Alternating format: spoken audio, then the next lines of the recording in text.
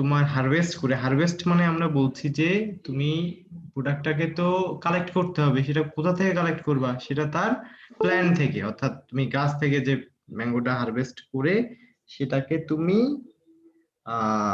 ফ্যাক্টরিতে নিয়ে আসবা। তো এই আহ, তুমি হারভেস্ট করবা, এটাকে কিভাবে নিয়ে আসবে, এখানে কিছু বিষয় চলে আসবে, এখানে হ্যান্ডেলিং এর কিছু বিষয় চলে আসবে, যে আমি কিভাবে এটাকে আহ, বা কি ধরনের ভেহিকেল আমরা ইউজ করব, মানে কি ধরনের গাড়ি আমরা ইউজ করব সেটা একটা বিষয়, কি ধরনের প্যাকেজিং ম্যাটেরিয়ালস আমরা ইউজ করব সেটা একটা কনসার্ন আসবে। তো এটা ফ্যাক্টরিতে নিয়ে আসার পরে কি হবে, এটাকে তো ওয়াশ করতে হবে, কারণ তুমি জুস করো তাহলে কি করতে হবে, জুস এক্সট্রাকশন করে নিতে হবে। দেন তারপরে তুমি বিভিন্ন ধরনের প্রসেসিং প্যারামিটারে চলে যাবা, যে জুস বলতে যে আসলে আমরা তুমি কত পার্সেন্ট ম্যাঙ্গোর যে মানে পাল্প, যেটা পাল্প বলতে বোঝাচ্ছি হচ্ছে ম্যাঙ্গো পাল্প। পাল্প কথাটার অর্থ হচ্ছে যে ম্যাঙ্গোর খোসা বাদ দিয়ে বা ম্যাঙ্গোর যে এডিবল পার্টটা সেটাকে বলছি আমি পাল্প। তো এইটা তুমি কত পার্সেন্ট, আমাদের জুস যেটা আমরা খাই সেটা কিন্তু জুস তো বলে না, বলে হচ্ছে ম্যাঙ্গো ড্রিঙ্ক। ঠিক আছে, কারণ হচ্ছে যে এগুলাতে অ্যারাউন্ড 10% মতো ম্যাঙ্গো পাল্প থাকে। আমাদের বিএসটি এর একটা রিকোয়ারমেন্ট আছে যে যদি তুমি জুস বলতে চাও সেক্ষেত্রে আহ মানে ম্যাঙ্গোর যে অরিজিনাল যে ম্যাঙ্গো জুসটা বা ম্যাঙ্গোর যে পাল্পটা তুমি ইউজ করবা সেটা তোমার একটা মানে একটা মেজর পার্সেন্টেজ থাকতে হয়। কিন্তু সেটাকে যদি তুমি ড্রিঙ্ক বলো সেক্ষেত্রে মানে পার্সেন্টেজ একটু কম, মানে মনে করো অ্যারাউন্ড 10 বা 10 এর নিচে এরকম। তো বিষয় হচ্ছে যে আহ শুরুতে হচ্ছে যে তোমার যেটা র ম্যাটেরিয়ালস আমি বলতেছি বারবার, যে সেটাকে তোমাকে নিয়ে আসতে হবে, নিয়ে এসে সেটাকে ওয়াশিং করতে হবে। মানে ওয়াশটা তুমি কিভাবে করবা, এটা প্রোডাক্ট, ডিফারেন্ট প্রোডাক্টের ক্ষেত্রে ডিফারেন্ট ধরন হয়ে যাবে। চেনের এটাকে যদি তুমি জুস এক্সট্রাকশন করতে চাও, জুস এক্সট্রাকশন করে দেন যদি তুমি এখানে ম্যাঙ্গো ড্রিঙ্ক বা ম্যাঙ্গো জুস আমরা যেগুলো বাজারে পাই, এগুলোতে বিভিন্ন ধরনের হিট ট্রিটমেন্ট প্রসেসের মধ্য দিয়ে যাইতে হবে। এগুলো বিভিন্ন ধরনের প্রসেস আছে, যেমন তুমি পাস্তুরাইজেশন করতে পারো, স্টেরিলাইজেশন করতে পারো। দেন এটা প্রসেসিং কমপ্লিট হওয়ার পরে কি হবে, এটাকে প্যাকেজিং হবে। প্যাকেজিং হয়ে দেন তুমি আবার হ্যান্ডেলিং এর কোশ্চেন আসবে যে কি ধরনের প্যাকেজিং ম্যাটেরিয়াল ইউজ করবা। যেমন আমরা বাজারে কি করি, প্লাস্টিক বটল, প্লাস্টিক বটলে দিয়ে তারা কি করে, দেন তারা বিভিন্ন ধরনের ধরো যে প্লাস্টিক ম্যাটেরিয়ালের উপরে যে প্রোডাক্টের যে স্পেসিফিকেশন গুলো এগুলো অ্যাড করে তারা বাজারজাত করবে আর কি। তো এই যে আমাদের একটা প্রোডাক্ট প্রসেসিং এর জন্য বিভিন্ন ধরনের অপারেশন কিন্তু হয়ে যাচ্ছে এখানে। তুমি প্রথমে কি করতেছো, ক্লিনিং করে নিচ্ছ, এটা একটা ইউনিট অপারেশন। দেন তুমি জুসটা এক্সট্রাকশন করে নিচ্ছ, সেটা একটা অপারেশন। দেন তুমি প্যাকেজিং করতেছো, সেটা একটা অপারেশন। তো এই ছোট ছোট অপারেশন গুলা মিলাই কিন্তু তুমি টোটাল একটা প্রসেস লাইন তৈরি করবে। এই মানে ইন্ডিভিজুয়াল অপারেশন গুলাকে আমরা ফুড প্রসেসে এক একটা ইউনিট অপারেশন বলতেছি। ঠিক আছে, যে বিভিন্ন ধরনের ফিজিক্যাল, কেমিক্যাল এবং বায়োলজিক্যাল প্রসেস যেটা তুমি ফুড এগ্রিকালচারাল প্রোডাক্টকে কনভার্ট করে এটা একটা প্রসেস প্রোডাক্ট করবা। ঠিক আছে, এটাকে আমরা বলছি ইউনিট অপারেশন, ফুড প্রসেসিং এর ইউনিট অপারেশন। এখানে আমরা ফার্স্ট স্লাইডটাতে যদি যাই, আচ্ছা, এটা এই যে যে কথাগুলো তোমাদেরকে আমি এতক্ষণ বললাম, যে আসলে আমরা যে একটা প্রোডাক্ট, যে আমরা প্রসেস প্রোডাক্ট তৈরি করব সেইটার যে প্রসেস ফ্লোটা, এটাকে বিভিন্ন ভাগে ভাগ সেপারেট করা যায় এবং এটা ভিন্ন ভিন্ন পার্টে ভিন্ন ভিন্ন ধরনের কাজ হয়। তো ফুড প্রসেসে বিভিন্ন ধরনের ইউনিট অপারেশন আছে এবং এটার উদ্দেশ্য হচ্ছে যে আমার যে এগ্রিকালচারাল প্রোডাক্টটাকে এটাকে ট্রান্সফর্ম করে এটাকে তুমি ডিফারেন্ট টেস্টের, ডিফারেন্ট স্টোরেজ লাইফের, ডিফারেন্ট কি বলবো, ডিফারেন্ট ভ্যারাইটিস অফ প্রোডাক্ট তুমি প্রোডাকশন করবা। এটা হচ্ছে যে আমি বলছি যে ইউনিট অপারেশন। ঠিক আছে, কারণ ইউনিট অপারেশন গুলা আমাদের যে কমন ইউনিট অপারেশন, এগুলো একটু জাস্ট একটু আইডিয়া নেয়া। তোমরা এই বিষয়গুলা প্রত্যেকটা প্রোডাক্ট স্পেসিফিক একটু পড়াশোনা করবা, যে আসলে আমরা মিল প্রোডাক্টের ক্ষেত্রে সেটা হ্যান্ডেলিংটা কি হবে, সেটা যদি সেপারেশন, সাইজ রিডাকশন কিরকম হবে, বা তো আমরা যদি জুসে চলে যাই বা আমরা যদি বেকারি প্রোডাক্টে চলে যাই, যে মেজর যে প্রোডাক্টের বিভিন্ন ধরনের প্রোডাক্ট, সেগুলা হচ্ছে যে তোমরা মানে বিভিন্ন প্রোডাক্টের জন্য বিভিন্ন ভাবে এগুলা আসলে যেহেতু ডিফারেন্ট হয়ে যাবে, এগুলো তোমরা পড়বা। আমরা আজকে জাস্ট ওভারঅল যে একটা ফুড প্রসেসিং এ তোমার মেজর যে ইউনিট অপারেশন গুলা, সেগুলো কি কি ধরনের অপারেশন আমাদের হয়। আমরা ফার্স্ট এখানে বলছি ম্যাটেরিয়াল হ্যান্ডলিং। যেটা আমি একটু শুরুতেই বললাম যে প্রোডাক্ট যখন তুমি কালেকশন করবা বা ফিনিশ গুড যখন হয়ে যাবে, দুই জায়গায় ম্যাটেরিয়াল হ্যান্ডেলিং এর একটা বিষয় আসবে, সেটা আসলে তুমি কিভাবে করবা। দেন আসবে ক্লিনিং। ক্লিন মানে যদি মনে করো যে যদি তুমি ম্যাঙ্গো নিয়ে আসো সেটা যেভাবে ক্লিন করবা, আর যদি তুমি রাইস নিয়ে আসো সেটা তো সেইভাবে ক্লিন হবে না, মানে ক্লিনিং এর বিষয়টা তখন চেঞ্জ হয়ে যাবে। আমি বলতে চাচ্ছি যে প্রোডাক্ট স্পেসিফিক ক্লিনিং এর রিকোয়ারমেন্ট, ক্লিনিং এর র ম্যাটেরিয়ালস, ক্লিনিং এর কি বলবো যে টাইপ অফ ক্লিনিং, এগুলো চেঞ্জ হয়ে যাবে। দেন সেপারেটিং। সেপারেট হচ্ছে যে আমরা যদি কোনো ইনফেরিয়র কোয়ালিটি প্রোডাক্টকে যদি আমরা আলাদা করতে চাই, সেটা আমি কিভাবে করব, কিভাবে আমি গ্রেডিংটা করব যে কোনটা ভালো আমার কোনটা খারাপ। দেন সাইজ রিডাকশন। সাইজ রিডাকশন হচ্ছে কি, যে কোনো প্রোডাক্টকে তুমি ছোট করে ফেলতে যাচ্ছ, যে যে তোমার যে রিকোয়ার্ড সাইজ, মনে করো যে তুমি 4 mm এর একটা প্রোডাক্ট, এটাকে তুমি 2 mm এ নিয়ে আসতে চাচ্ছ, যে রেডিয়াসটা 2 mm নিয়ে আসতে, যেটা তুমি কিভাবে করবে। দেন ফ্লুইড ফ্লো, বিভিন্ন ধরনের ফ্লুইড ফ্লো আছে আমাদের ইন্ডাস্ট্রিয়াল লেভেলে, সেটা কিভাবে হবে। দেন মিক্সিং আসবে। বিভিন্ন প্রোডাক্ট, ভ্যারাইটিস প্রোডাক্ট আমাদের থাকে, যে আমাদের যেমন বেকারি প্রোডাক্টে সবসময় মিক্সিং দরকার হয়, কারণ মিক্সিং করে তুমি ডো তৈরি করবা, তারপর প্রোডাক্ট ডেভেলপমেন্টে যাবা। ঠিক আছে। দেন হচ্ছে যে যে প্রোডাক্ট গুলো তুমি হিটিং করবা বা হিট ট্রিটমেন্ট দিবা, সেগুলোতে মিক্সিং দরকার হবে, কারণ তুমি যদি একটা ট্যাঙ্কিতে নিয়ে এটাকে এজিটেট না করো, তাহলে কি হবে, বাইরের পোর্শনটা পুড়ে যাবে, ভেতরে তোমার হিট ফ্লো করবে না। কাজেই মিক্সিং এর একটা খুবই মেজর একটা পার্ট থাকে। Then heat transfer. Heat transfer আমরা এই সেমিস্টারে কিছুটা পড়বো, ওই যে কন্ডাকশন, কনভেকশন, রেডিয়েশন, মানে হিট ট্রান্সফারের 3টা মোড থাকবে। সেটা আসলে তুমি কোন ধরনের প্রোডাক্টকে কিভাবে তুমি হিটেড করবা, বা সেটা হিট ট্রান্সফার রেট কিরকম হবে, সেটা কন্ডাক্টিভিটি কিরকম হবে, এগুলো নিয়েও আমরা আলোচনা করবো। কনসেন্ট্রেশন। কনসেন্ট্রেশন কি, আমরা হচ্ছে একটা প্রোডাক্টকে কনসেন্ট্রেটেড করতে চাই। কনসেন্ট্রেটেড মানে কি, যে মনে করো যে উম একটা প্রোডাক্টের, মনে করো মিল্ককে আমি হিট করব, মিল্কে ধরো যে পানি থাকে নরমালি 87%, এটাকে আমি কনসেন্ট্রেট করতে চাই। কনসেন্ট্রেট করতে গেলে কি হবে, তো এটার যে সলিড কন্টেন্ট, মানে 87% পানি মানে কি 13% হচ্ছে সলিড। আমি যাচ্ছি যে এই 87% পানিটাকে আমি পানির পরিমাণটা কমাই দিব, তাহলে কি হবে, সলিডের পরিমাণটা বেশি হয়ে যাবে, তখন কি হবে, প্রোডাক্ট কনসেন্ট্রেটেড হয়ে যাবে। এটা আসলে কিভাবে হবে। দেন ড্রাইং। ড্রাইংও আমরা কিছুটা দেখবো, যে ড্রাইং সান ড্রাইং হইতে পারে, মেকানিক্যাল ড্রাইং হইতে পারে। দেন হচ্ছে ফর্মিং। ফর্মিং এ ওই যে বিভিন্ন ধরনের শেপের বিষয়টা চলে আসবে। দেন প্যাকেজিং।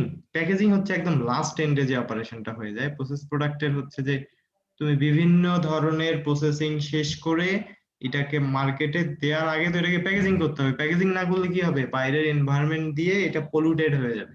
ঠিক আছে, প্রোডাক্টকে অ্যাজ ইট ইজ তোমার রাখতে হবে, যাতে এটার কোনো পলিউশন না হয়।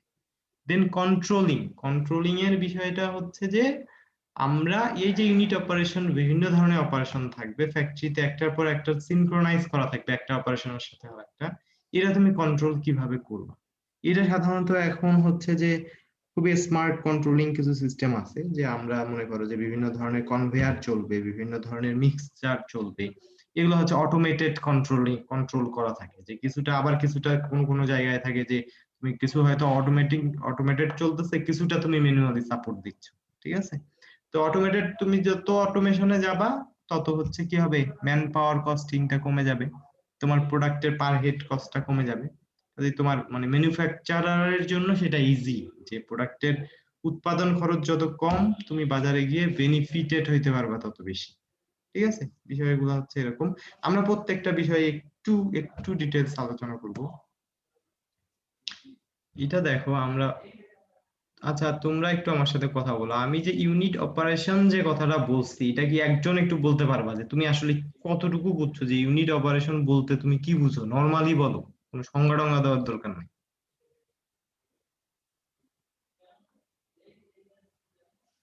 একজন কথা বলো।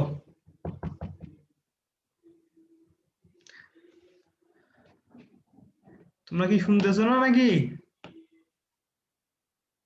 একজন একটু বলো যে ইউনিট অপারেশন বলতে আমরা আসলে কি বুঝি, নর্মালি বলো।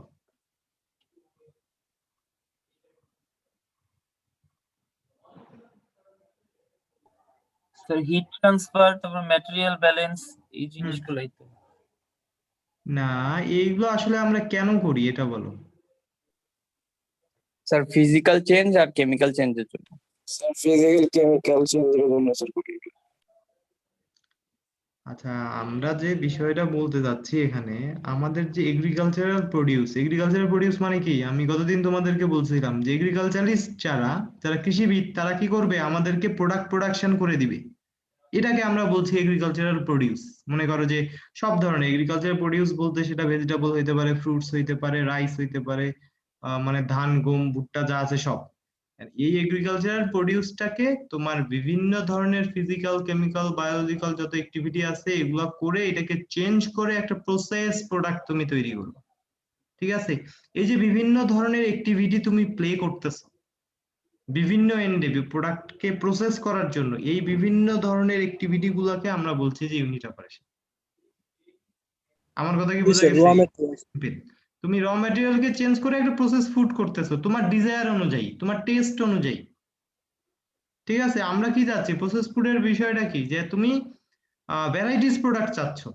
আমরা ধরো যে আমরা রাইস থেকেই তো, ধান থেকেই তো সবই হচ্ছে, তুমি চিড়াও পাচ্ছ, মুড়িও পাচ্ছ, ভাতও পাচ্ছ, সবই হচ্ছে না? তুমি ম্যাঙ্গো থেকেই সবই পাচ্ছ, তুমি হোল ম্যাঙ্গোটাও পাচ্ছ, তুমি ম্যাঙ্গো জুসও পাচ্ছ, ম্যাঙ্গো বারও পাচ্ছ, তুমি ম্যাঙ্গো জ্যাম পাচ্ছ, জেলি পাচ্ছ, আর কি অনেক ধরনের প্রোডাক্ট আছে। এটা কেন বলো তো, এটা কেন করতেছি আমরা, কারণটা কি? এটা একটু বলো যে একটা ম্যাঙ্গো থেকে এত প্রোডাক্ট করার উদ্দেশ্যটা কি, কেন করবো আমরা?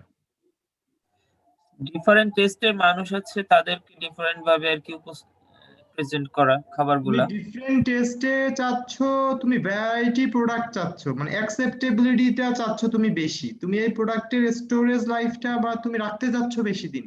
আম তো আমাদের সিজনাল, এটাকে তুমি প্রসেস করে তুমি ভ্যালু অ্যাড করতেছো, তুমি কস্টিং বেশি দিচ্ছ, তুমি সারা বছর আমের টেস্ট নিতে যাচ্ছ। বিষয়টা তো তাই নাকি? জি স্যার জি স্যার। হ্যাঁ। আচ্ছা, আমরা প্রথমটা একটু কথা বলছিলাম যে ম্যাটেরিয়ালস হ্যান্ডেলিং। তো ম্যাটেরিয়াল হ্যান্ডেলিং বলতে আসলে আমি শুরুতে একটু কথা বলছি যে প্রত্যেকটা বিষয় আসবে, একদম হারভেস্টিং থেকে শুরু করে। হারভেস্টিং মানে কি, যে তুমি একদম কৃষি যে জমি সেখান থেকে তুমি এটাকে পিক করবা, এটা বলছি আমি হারভেস্টিং। দেন তুমি যদি এটা যদি পচনশীল হয়, পেরিশেবল বলছে, পেরিশেবল হচ্ছে পচনশীল, তাহলে কি তুমি এটাকে রেফ্রিজারেটেড ট্রাকে নিতে হবে যাতে এটা না পচে। দেন ট্রান্সপোর্টেশনের সময় যে আমরা অনেক সময় দেখবা যে বিভিন্ন ধরনের এনিমেল আমরা ট্রান্সপোর্ট করতেছি। ঠিক আছে? এটা তুমি কিভাবে করবা? তুমি ফ্রুট ভেজিটেবল যেভাবে ট্রান্সপোর্ট করবা তুমি নিশ্চয়ই এনিমেলকে সেইভাবে ট্রান্সপোর্ট করবা। ঠিক আছে?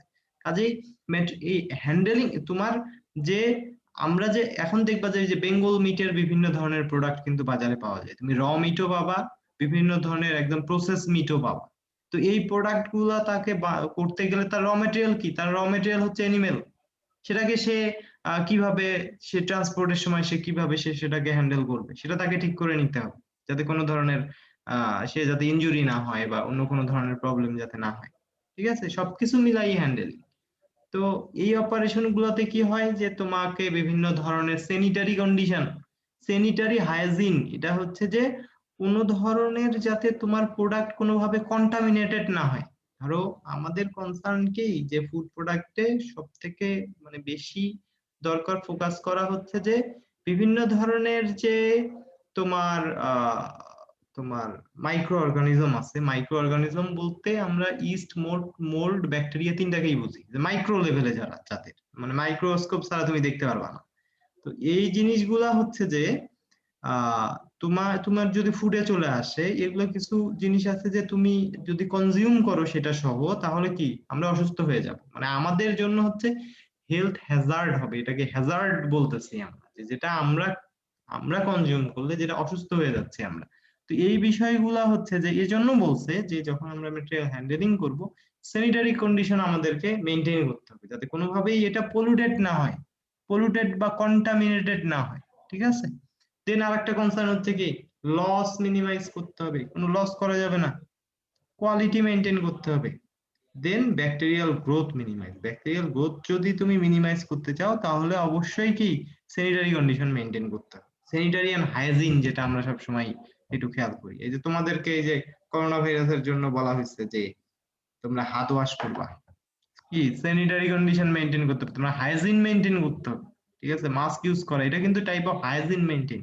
এবং ফ্যাক্টরিতে যদি তুমি নর্মাল অবস্থায় ঢোকো, সব ফ্যাক্টরিতেই, প্রসেস ফ্যাক্টরিতে তোমাকে এইসব মেনটেন করে ঢুকতে হবে, তোমাকে হাত ওয়াশ করতে হবে, মাস্ক পরতে হবে, ক্যাপ পরতে হবে। তো এই জিনিসগুলো হচ্ছে পার্সোনাল হাইজিনের মধ্যে আসে। যাই হোক, এগুলো তোমরা ভবিষ্যতে পড়বা। তো এখানে আমরা হ্যান্ডেলিং এর ক্ষেত্রে বলতে যাচ্ছি যে আরেকটা বিষয় যেটা খুবই ইম্পর্টেন্ট, সেটা হচ্ছে যে তুমি যে এই প্রোডাক্টটাকে যে তুমি ট্রান্সফার করবা, এটা কি ফ্যাক্টরি গেটে তোমাকে ইন টাইম হইতে হবে।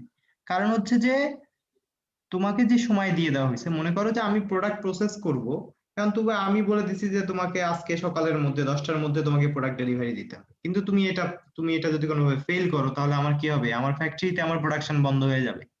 ঠিক আছে? তার মানে কি, যে ম্যাটেরিয়াল হ্যান্ডলিং ক্ষেত্রে এটা খুবই ইম্পর্টেন্ট যে তুমি যে প্রোডাক্টটাকে একদম সাউন্ড কন্ডিশনে এবং কোনো ধরনের কন্টামিনেটেড ছাড়া, কোনো ধরনের লস ছাড়া, কোয়ালিটি মেনটেন করে একদম মানে তোমাকে যে টাইম দেয়া হয়েছে সেই টাইমের মধ্যে তোমাকে ডেলিভারি করতে হবে। ঠিক আছে? দেন এখানে বিভিন্ন ধরনের ট্রান্সপোর্ট সিস্টেম, নিচের যে ইয়েটা দিচ্ছি, বিভিন্ন ধরনের ট্রান্সপোর্ট সিস্টেম ইউজ করা হয়। তার মধ্যে তোমার ট্রাক, তোমার ট্রেইলার বলছে, রেল কার বলছে, কনভেয়র বলছে। কনভেয়র কি,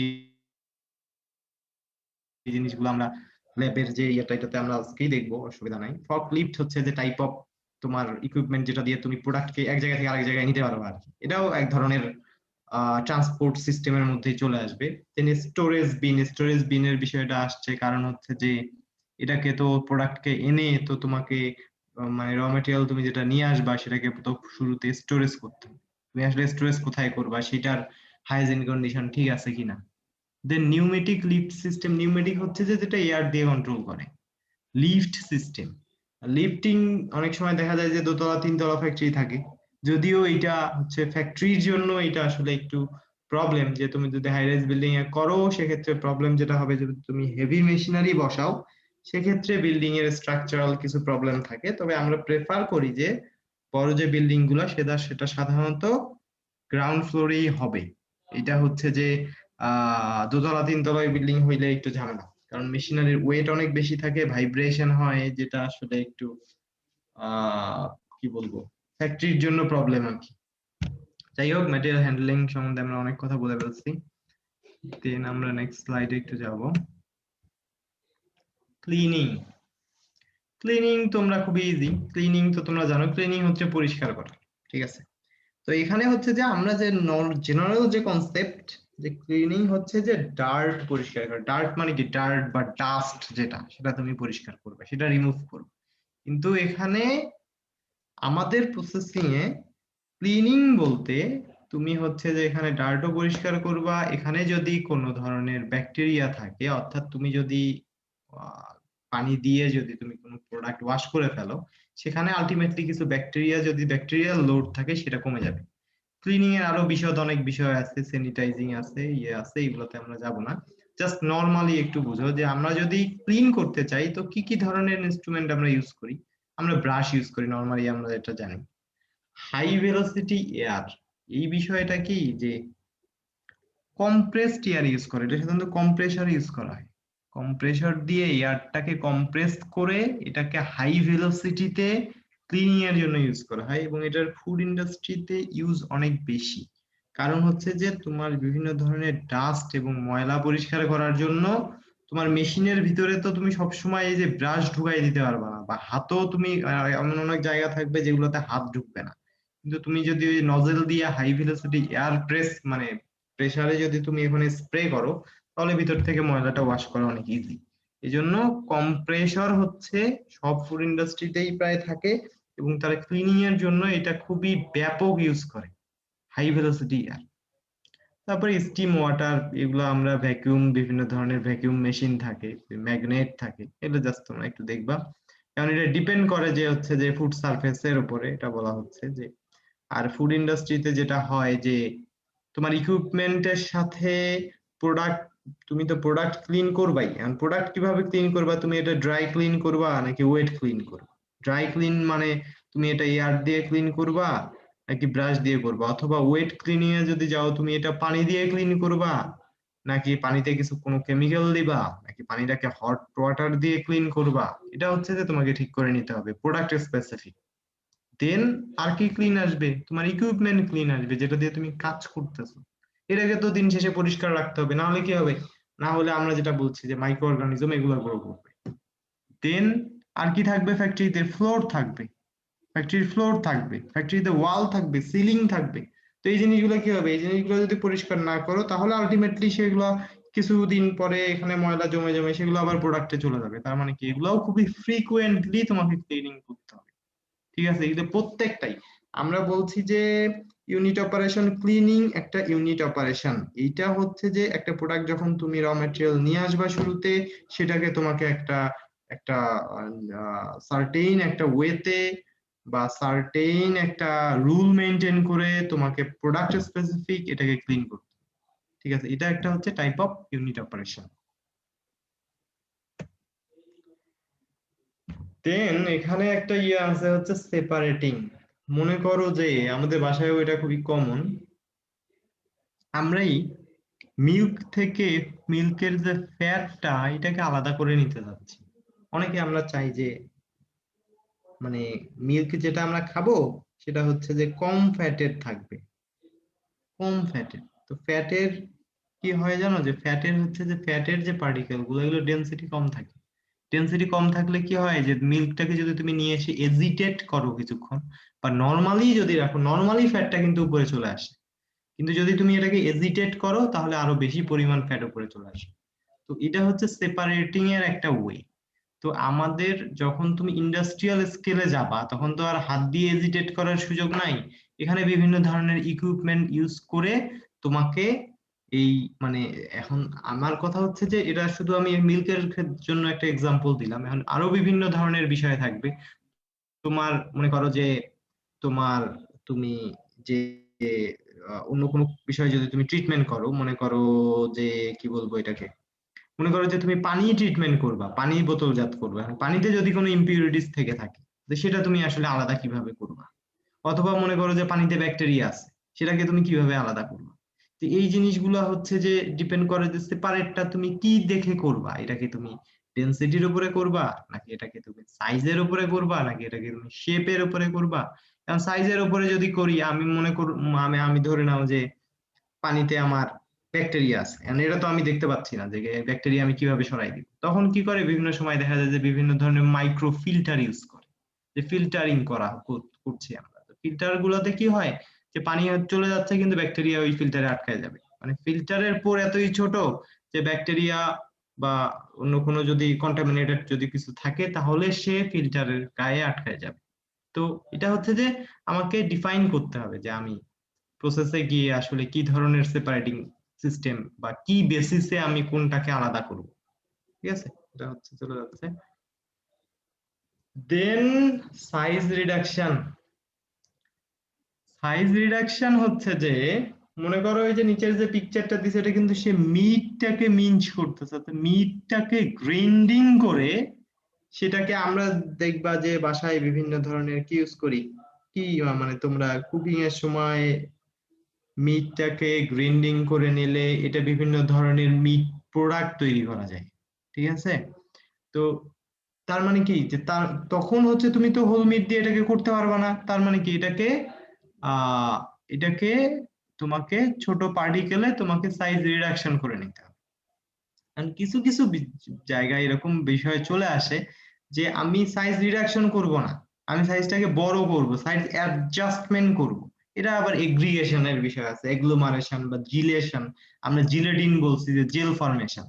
তোমরা হচ্ছে যে দুইটা বিষয়ে দেখো, একটা আমরা আমাদের ফুড ইন্ডাস্ট্রিতে কিছু কিছু বিষয় চলে আসে যে আমি সাইজ রিডাকশন করব, আমার যে পার্টিকেল যে ম্যাটেরিয়ালস আছে এটাকে প্রসেস করার জন্য আমার যে রিকোয়ার্ড সাইজ এটাকে আমাকে ছোট করে নিতে হবে। আবার কিছু জায়গায় চলে আসে যে এটাকে না, আমার যে সাইজ আছে এটা আমার ছোট আছে, এটাকে আমি বড় করে ফেলবো। তখন কি করতে হবে, তখন হচ্ছে তোমাকে বিভিন্ন ধরনের মানে ফিজিক্যাল প্রসেসে যাইতে হবে, বিভিন্ন ধরনের কাটার ইউজ করতে পারো বা স্লাইসার ইউজ করতে পারো বা বিভিন্ন ধরনের তোমার কি বলবো এটাকে ইকুইপমেন্ট ইউজ করা লাগবে। এই যে হোমোজেনাইজার যে জিনিসটা, এটা সাধারণত সব ধরনের মিল্ক ইন্ডাস্ট্রিতে থাকে। হোমোজেনাইজারের কাজটা হচ্ছে কি যে তোমরা বাজারে যে মিল্কটা দেখবা এটার মধ্যে ওই বাসায় যে মিল্ক থাকে এটা দেখবা যে তুমি একটু ওই হিট করলে একটু কুকিং করলে উপরে কিন্তু ফ্যাটের একটা লেয়ার পড়ে যায়। বা তুমি নরমালি রাখলেও দেখবা যে কাঁচা কাঁচা মানে র মিল্কও যদি রাখো সেক্ষেত্রেও একটা লেয়ার পড়ে যায়, কিন্তু তুমি এই বাজারে মিল্কটা নিয়ে এসে দেখো যে সব জায়গায় কিন্তু সে খুবই সমানভাবে ডিস্ট্রিবিউটেড, এবং তুমি এই ধরনের লেয়ার খুঁজে পাবা না যেটা প্রসেস করা অর্থাৎ পাস্তুরাইজড বা ইউএসটি মিল্ক। ঠিক আছে, কারণ হচ্ছে যে ওরা এই যে হোমোজেনাইজার ইউজ করে ওখানে যে ফ্যাটের পার্টিকেল যেটা বা যে ইয়ের পার্টিকেল ফ্যাট পার্টিকেল গুলো আছে এগুলাকে খুবই ফাইনলি ডিস্ট্রিবিউটেড করছে, এগুলাকে সাইজ রিডাকশন করে এটা ডিস্ট্রিবিউশনটা ইভেন করে দিচ্ছে। ঠিক আছে, এই হোমোজেনাইজার খুবই কমন ইউজ, মিল্ক ইন্ডাস্ট্রিতে খুবই কমন ইউজ। তুমি ওই যে প্যাকেটের গায়ে কখনো দেখবা না যে প্যাকেটের গায়ে হয়তো বা একটু একটা লেয়ার লেগে আছে, এরকম না, একদম সব জায়গায় মোটামুটি ডিস্ট্রিবিউশনটা সেম থাকে।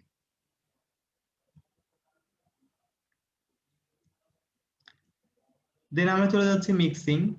মিক্সিং আসলে আহ, আমরা এর আগে বলছিলাম যে মিক্সিং জিনিসটা একটা কাজ হচ্ছে যে আমি যে ইনগ্রেডিয়েন্টস নিয়ে আমার যে রেসিপি থাকবে সেটার যে বিভিন্ন ইনগ্রেডিয়েন্ট থাকবে, মনে করো যে আমি যদি বিস্কিট তৈরি করতে যাই সেক্ষেত্রে আমার ফ্লাওয়ার লাগবে, অয়েল লাগবে, সুগার লাগবে, আর কি লাগবে, যদি ভ্যানিলা ফ্লেভার ইউজ করো, যদি তুমি ভ্যানিলা ফ্লেভার প্রেফার করো তাহলে ভ্যানিলা ফ্লেভার লাগবে। তো আমরা বিস্কিটে সব অনেক সময় দেখা যায় যে ভেজিটেবল ফ্যাট ইউজ করে, তো এগুলা লাগবে। তো এইটা এই যে তুমি এই যে রেসিপির যে জিনিসগুলা সবগুলাই তো একটা সার্টেন অ্যামাউন্টে লাগবে। তো এগুলাকে তো মিক্সিং করে ডো তৈরি করতে হবে আগে। এই যে মিক্সিং করে যে ডোটা তৈরি করবা এটার জন্য কি লাগবে, মিক্সার লাগবে। তো মিক্সিং এর পারপাস দুইটা, একটা আমরা বলছি যে ইনগ্রেডিয়েন্টটাকে ইনকর্পোরেশন অর্থাৎ ইনগ্রেডিয়েন্ট গুলাকে তুমি একসাথে করবে। দেন বলছে হচ্ছে হিট ট্রান্সফার। হিট ট্রান্সফারের বিষয়টা হচ্ছে যে আমি মনে করো যে আমরা যে ম্যাঙ্গো জুসের কথা বলছিলাম এটা আমি একটা সার্টেন টেম্পারেচারে হিটেড করতে চাই, যেটা আমরা পাস্তুরাইজেশন বলছি। তো এই কথাগুলো তোমাদের সবসময় যেহেতু আসবে আমি একটু বলে নেই যে আমাদের যে মাইক্রো অর্গানিজম আমরা বলছিলাম একটা টাইপ হচ্ছে যে pathogenic micro organism. Pathogenic, pathogenic হচ্ছে যে যেটা ডিজিজ হবে, মানে যেটা কনজিউম করলে তুমি অসুস্থ হয়ে যাবে। মানে যে ব্যাকটেরিয়া বলো বা যে মাইক্রো অর্গানিজম যেগুলো আমাদের আছে এগুলো কিন্তু সবগুলাই হার্মফুল না, কিছু হার্মফুল আছে কিছু বেনিফিশিয়াল আছে, যেটা তোমাকে কিছু বেনিফিট দিবে। যেমন দইয়ের মধ্যে কিন্তু মাইক্রো অর্গানিজম আছে, সেটা কিন্তু আমাদের জন্য বেনিফিশিয়াল, তোমার তোমার জন্য তোমার তোমার তোমার জন্য হেলদি। কিন্তু কিছু আবার আছে যেটা হচ্ছে যে তুমি তুমি যদি কনজিউম করো সেটা থেকে তুমি অসুস্থ হয়ে যাবে, এটাকে আমি বলছি হার্মফুল। তো পাস্তুরাইজেশনের উদ্দেশ্যটা হচ্ছে সাধারণত 100 ডিগ্রি সেলসিয়াস নিচে করা হয় পাস্তুরাইজেশনটা। এটা একটা মাইল্ড হিট ট্রিটমেন্ট প্রসেস, এবং এটা করার উদ্দেশ্য হচ্ছে যে তোমার যে মাইক্রো অর্গানিজমের যে লোডটা আছে বা প্যাথোজেনিক যে মাইক্রো অর্গানিজম আছে এটাকে ডিস্ট্রাকশন করে দাও। ঠিক আছে, এটাকে তো আমি ধ্বংস করে দিব। নর্মালি আমি 100 ডিগ্রি নিচে বলছি এই কারণে যে এটা তোমার প্রোডাক্ট স্পেসিফিক, যে মনে করো কোনো প্রোডাক্টের ক্ষেত্রে হয়তো 72-তে 30 মিনিট, কোনোটাতে হয়তো 63-তে 30 মিনিট এরকম হয়ে যায়, মানে তোমাকে প্রোডাক্ট স্পেসিফিক এটা তোমাকে R&D করে তোমাকে ঠিক করে নিতে হবে যে কোন প্রোডাক্টের জন্য আমি কত ডিগ্রিতে পাস্তুরাইজেশনটা করব। মিল্কের জন্য একরকম হবে, সেটা হয়তো ম্যাঙ্গো জুসের জন্য অন্যরকম হবে। কারণ হচ্ছে যে দুইটার তো ডেনসিটি ডিফারেন্ট, দুইটার দুইটার কম্পোজিশন আলাদা। ঠিক আছে, এই কারণে দেখা যায় যে আহ এই বিষয়গুলাতে তো আমরা যেটা বলতে চাচ্ছিলাম এখানে যে হিট ট্রান্সফার পাস্তুরাইজেশন কথাটা বললাম কারণ হচ্ছে যে আমি মনে করো একটা ট্যাঙ্কে 1 টন অর্থাৎ 1000 কেজি ম্যাঙ্গো জুস নিয়ে আসছি। তো এটাকে আমি হিটেড করব।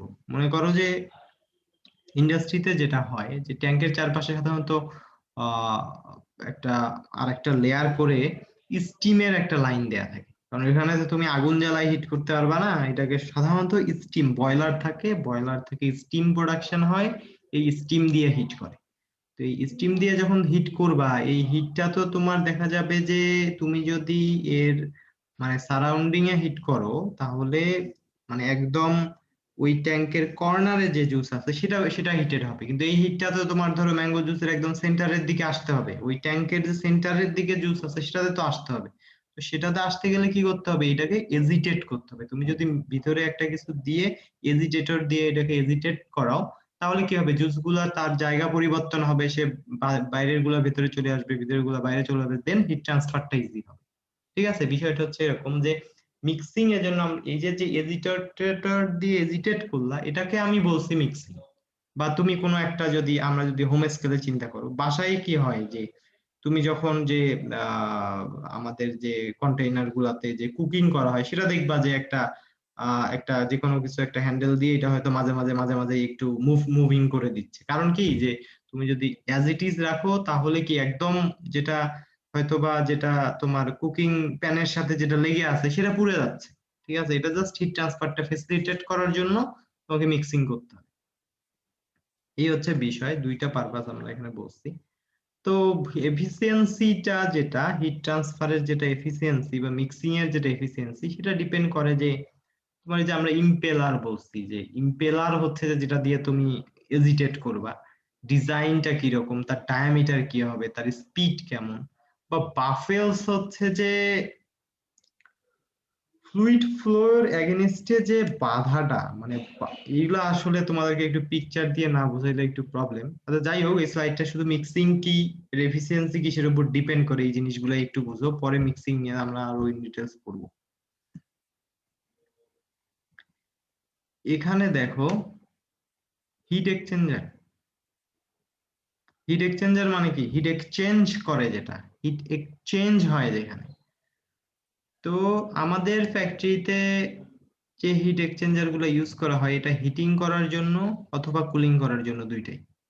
মনে করো যে আমি আগে যেটা বললাম, যে যদি তুমি কোনো আহ কি বলবো কোনো ট্যাঙ্কের মধ্যে যদি তুমি মিল্ক নাও, এটা নিয়ে যদি তুমি হিটেড করো, তো এই ট্যাঙ্কটা কি থাকে, ওই স্টিম জ্যাকেটেড থাকে। স্টিম জ্যাকেটেড মানে হচ্ছে চারদিকে একটা লেয়ার করে দেয়া হয়, এই লেয়ারে স্টিম স্টিম ফ্লো করা হয়। স্টিম ফ্লো করলে কি হবে, স্টিমের টেম্পারেচারটা অনেক বেশি থাকে, ধরো যে 100 এর উপরে, বা 100, আমি ধরে নিলাম যে 100। তো 100 যদি থাকে তাহলে আমার ভিতরে ম্যাঙ্গো মানে মিল্কের টেম্পারেচার, নর্মাল টেম্পারেচার কত, 30। তার মানে কি স্টিম থেকে মিল্কে হিট ফ্লো করবে। তো এখন এই বিষয়টাই হচ্ছে হিট এক্সচেঞ্জ। তার মানে কি তোমার মিল্কের সাথে স্টিমের একটা হিট এক্সচেঞ্জ হচ্ছে। এই কাজটা যে করে, এই বিষয়টা যে করে, সেটাকে আমরা বলছি হিট এক্সচেঞ্জার। ঠিক আছে, কারণ হিট এক্সচেঞ্জার আসলে তোমাদেরকে যদি আহ, আরেকটু ভালো করে যদি একটা এক্সাম্পল দেয়া যায়, মনে করো আমাদের বাজারে যে নুডলস আছে, এটা কিন্তু অয়েলে ফ্রাই করা, মানে একদম যে ইনস্ট্যান্ট নুডলসটা তোমরা যেটা খাও, আমাদের যে ওটা কিন্তু একদম রেডি টু ইট। মানে রেডি টু ইট মানে তুমি জাস্ট একটু হট ওয়াটারে একটু দিয়ে এটাকে খেয়ে নিতে পারবা, কারণ ওটা হচ্ছে যে স্টিমিং করা প্লাস অয়েলে ফ্রাই করা। বিষয়টা যেটা হয় যে স্টিমের যে অয়েলে যে ফ্রাই করে, এই অয়েলের টেম্পারেচারটা কিন্তু অ্যারাউন্ড 140 থেকে 150 ডিগ্রি সেলসিয়াস থাকে, মানে কি অনেক বেশি টেম্পারেচার থাকে। তো তার মানে কি হচ্ছে যে এই অয়েলটাকে তো আগে তোমাকে হিটেড করে নিতে হবে, তারপর তুমি স্টিমে, তারপর তুমি হচ্ছে এটা দিয়ে নুডলস তৈরি করবে। তো এই অয়েলটাকে হিট করবে কিভাবে, এই অয়েলটাকে হিট করার জন্য তখন তোমার হিট এক্সচেঞ্জার আসতে হবে। মানে হিট এক্সচেঞ্জারের কাজ হচ্ছে যে, মনে করো বিভিন্ন ধরনের হিট এক্সচেঞ্জার থাকে, মনে করো যদি আমরা প্লেট হিট এক্সচেঞ্জার বলি, প্লেট। তো প্লেট, মনে করো দুইটা প্লেট বা তুমি ধরো তিনটা প্লেট যদি তুমি পাশাপাশি রাখো, তাহলে কি হবে, মাঝখানে তো দুইটা, মানে তুমি যদি একটু গ্যাপ গ্যাপ করে তিনটা প্লেট রাখো, মাঝখানে তো দুইটা মানে যদি তুমি ফ্লো করতে চাও, ফ্লুইড ফ্লো করতে চাও, দুইটা স্পেস তো তৈরি হবে। এই মনে করো যে এক পাশে আমি অয়েল ফ্লো করব, এক পাশে আমি স্টিম ফ্লো করব, তাহলে কি হবে, প্লেটের দুই পাশে দুইটা থাকবে, একটা আরেকটার সাথে মিক্সিং হবে না, কিন্তু টেম্পারেচার ডিফারেন্সের জন্য হিট এক্সচেঞ্জ হবে। ঠিক আছে, এটা হচ্ছে হিট এক্সচেঞ্জার। আচ্ছা তোমরা কি একটু বুঝতেছো? আচ্ছা, আসলে কঠিন অবস্থা হয়ে গেল। জি স্যার। আচ্ছা, হিট এক্সচেঞ্জার বিষয়টা কি রকম, এটা একটু বলো।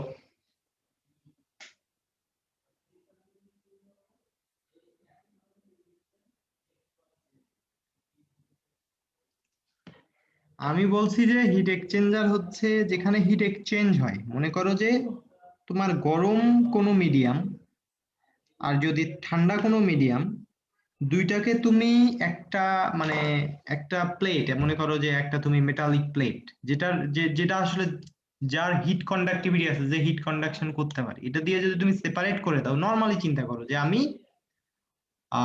দুইটা প্লেট রাখছি, বা প্লেট বাদ দাও, মনে করো আমি দুইটা পাইপ, পাইপ একটার পাইপের ডায়ামিটার কম আর একটা ডায়ামিটার ধরো অনেক বড়, আমি একটার ভিতরে আরেকটা পাইপ ঢুকাই দিলাম, ঢুকাই দিলে কি হবে, যে ওই ভিতরের যে পাইপটা তার ওপেনিং দিয়ে মনে করো যে আমি হচ্ছে যে অয়েল ফ্লো করলাম, আর উপরের ওই মানে যেহেতু ডায়ামিটার মানে যেটার মধ্যে ঢুকাই দিছো এটার ডায়ামিটার যেহেতু বেশি, তার মানে কি দুইটা পাইপের মাঝখানে তো একটু স্পেস আছে, এটা দিয়ে আমি তোমার হচ্ছে স্টিম ফ্লো করলাম, তার মানে কি স্টিমের হিটের সাথে অয়েলের হিট এক্সচেঞ্জ হবে। ঠিক আছে, এটা সাধারণত টিউবুলার হিট এক্সচেঞ্জার বলে, মানে টিউবের মধ্য দিয়ে যাবে। বুঝা গেছে, মানে যেখানে যে ইকুইপমেন্টটা ইউজ করে তুমি হিট এক্সচেঞ্জ করবা, এটা হচ্ছে হিট এক্সচেঞ্জার। কি বোঝা যাচ্ছে একটু? জি স্যার।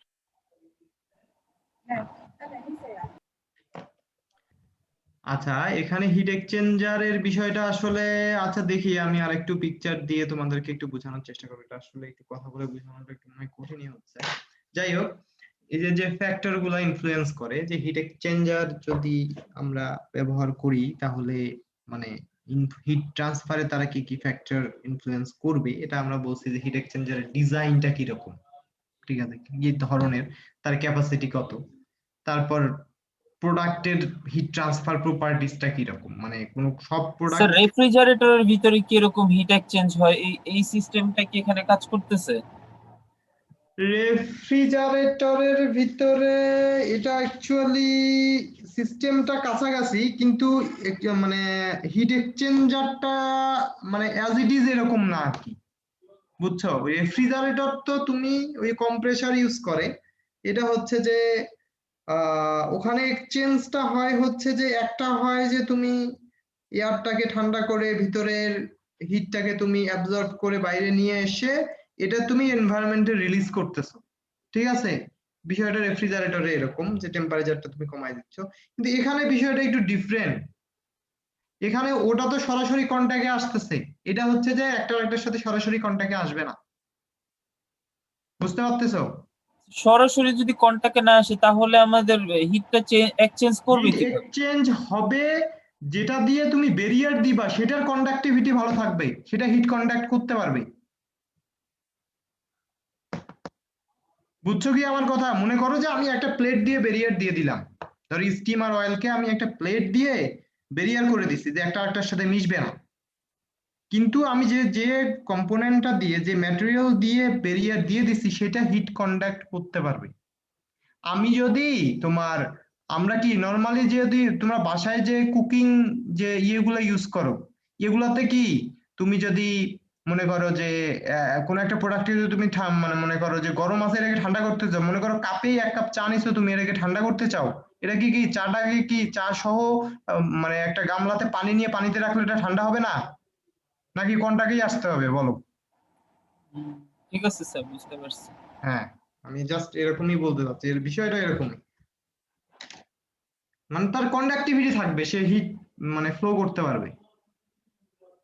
যাই হোক, এই যে এখানে যে বিষয়গুলা, যে প্রোডাক্টের যে হিট ট্রান্সফার বিভিন্ন প্রপার্টিজ আছে, specific heat, thermal conductivity, latent heat, এগুলো আমরা পড়বো এই সেমিস্টারে, কাজে এগুলো যখন আমরা সংজ্ঞা পড়বো তখন আমরা বিস্তারিত দেখবো। তোমরা ডেনসিটি জানো, ডেনসিটির সাথে আহ ওজন এবং এটার ভলিউমের একটা রিলেশন থাকবে। দেন হিট ট্রান্সফার কি কি মুডে হবে, এটা কন্ডাকশন হবে, কনভেকশন হবে নাকি রেডিয়েশন হবে। আর ভিসকোসিটির একটা ব্যাপার, ভিসকোসিটি হচ্ছে যে ভিসকোসিটি যত বেশি মানে কি ডেনসিটি বেশি। ভিসকোসিটি জিনিসটা কি একটু আমাকে বলো তো? সান্দ্রতা স্যার।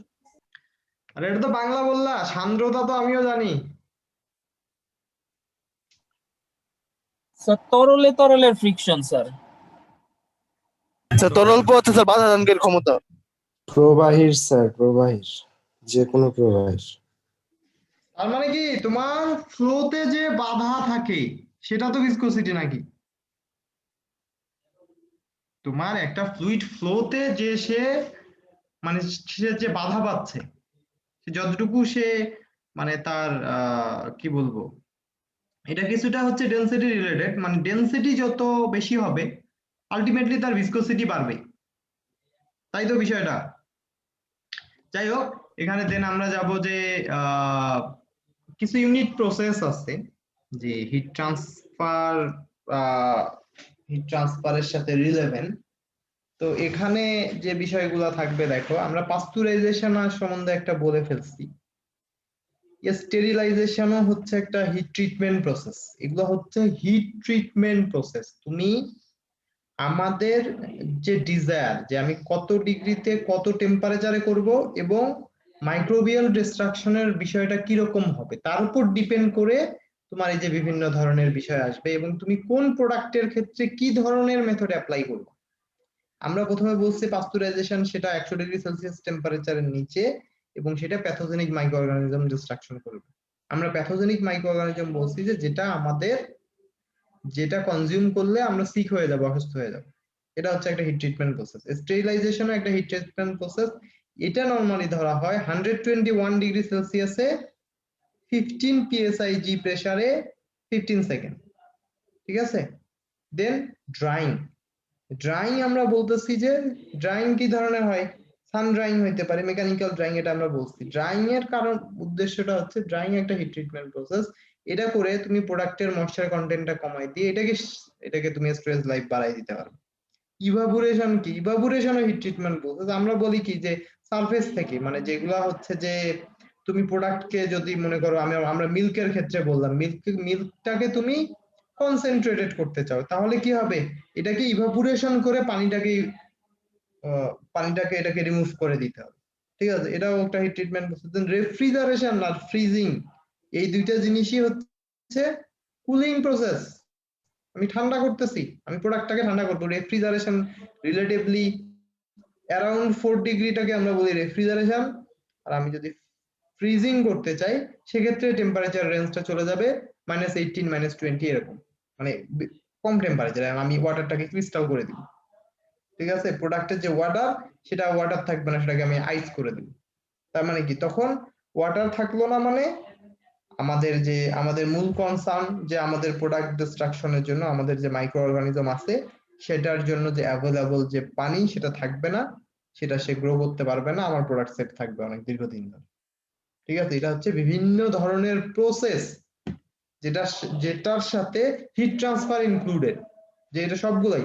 আর তুমি যদি ঠান্ডা করতে চাও সেক্ষেত্রেও তোমার কি, যে প্রোডাক্টটাকে ঠান্ডা করতে চাইলেও তো সেটাকে তোমাকে হিট ট্রান্সফার করে নিতে হবে, তার যে হিটটাকে সেটাকে রিমুভ করে নিতে হবে, ঠিক আছে। আর তুমি যদি হিটেড করতে চাও, এই পাস্তুরাইজেশন, স্টেরিলাইজেশন, এগুলোতে কি তোমাকে একটা সোর্স দিয়ে সেটাকে হিটেড করতে হবে, টেম্পারেচার রেইজ করতে হবে, এই হচ্ছে ব্যাপার।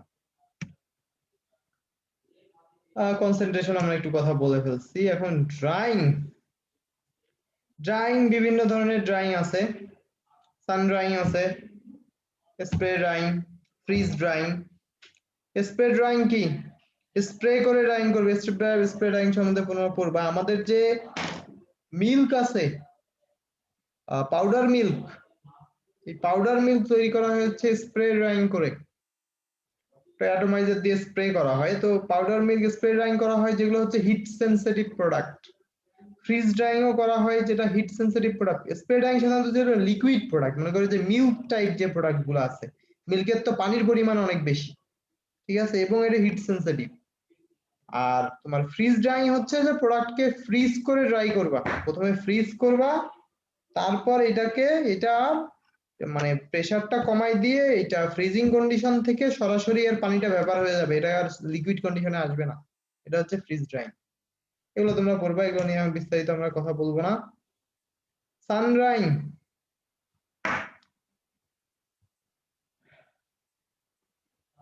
সান ড্রাইং বলছে যে কম এক্সপেন্সিভ, কিন্তু সান ড্রাইং কম এক্সপেন্সিভ কেন বলতো, কারণ হচ্ছে যে কি, যে আমার যে সানের যে হিটটা দরকার সেটা তো ন্যাচারাল। এখন এটা সাধারণত যে ফ্রুট এবং ভেজিটেবল ড্রাই করার জন্য ইউজ করা হয়, কিন্তু এখানে কিছু প্রবলেম আছে। প্রবলেম হচ্ছে যে আমরা সান ড্রাইং এ সানের তো সান তো তার নিজের মতো করে চলবে, তুমি তোমার প্রোডাক্টের যে ড্রাইংটা এটা নিজের মতো করে কন্ট্রোল করার সুযোগ নাই। এবং এইটা যদি আমরা সাধারণত দেখা যায় যে ধরো যে আমরা যে রুফটপে যে অনেক সময় করা হয় যে কোনো কিছু তুমি ড্রাই করতেছো, এটা যদি তুমি ওপেন এনভায়রনমেন্টে করো তাহলে প্রোডাক্ট পলিউটেড হয়ে যাবে, তুমি প্রোডাক্টের কোয়ালিটি ঠিক রাখতে পারবে না। কিন্তু এখন সান ড্রাইং এর ক্ষেত্রে কিছু স্ট্রাকচার করে, অর্থাৎ প্রোডাক্টকে যদি সেফ রেখে তুমি ড্রাই করতে পারো তাহলে ঠিক আছে। কিন্তু আমাদের দেশে কি হয় যে সব সময়ই তো তুমি সান ড্রাইং এর ক্ষেত্রে তুমি কন্টিনিউয়াস সানের সাপোর্ট যে তুমি তোমার প্রোডাক্ট তুমি চলতেই থাকবা, বিষয়টা এরকম থাকবে না।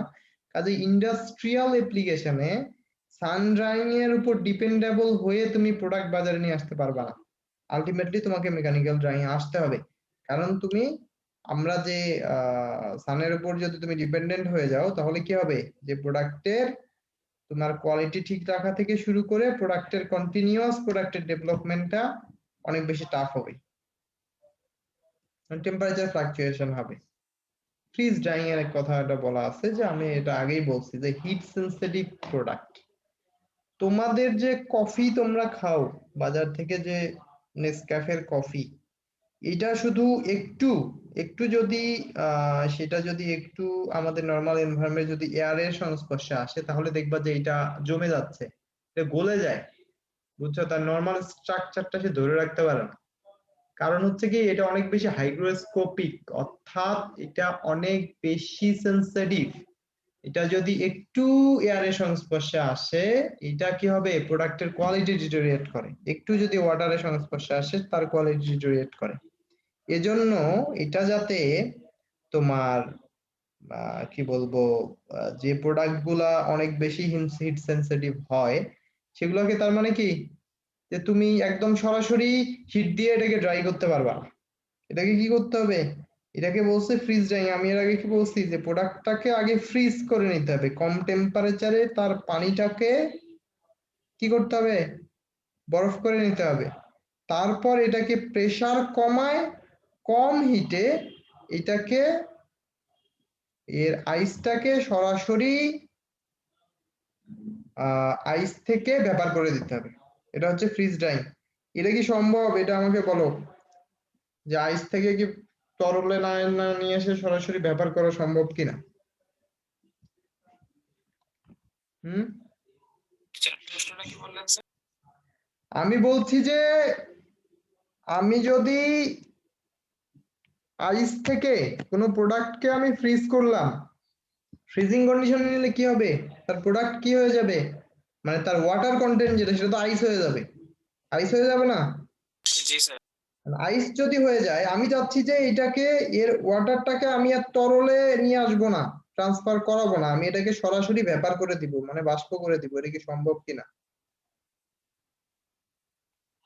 আমাদের বাসায় কি হয় যে তোমরা যখন গ্যাস স্টোভে যখন কোনো কিছু দিয়ে দাও তরলটাকে তো ফুটাই এটাকে ভেপার করো, তাই না? আমি চাচ্ছি যে এই ফ্রিজ ড্রাইং যেটা বলছে যে আমি এটা আইস থেকে এটা তরলে আসবে না, সরাসরি ভেপারে চলে যাবে, পসিবল কিনা এটা বলতেছি। Possible sir. কিভাবে পসিবল, কি করবা যে পসিবল হবে এটা জানতে চাচ্ছি আর কি।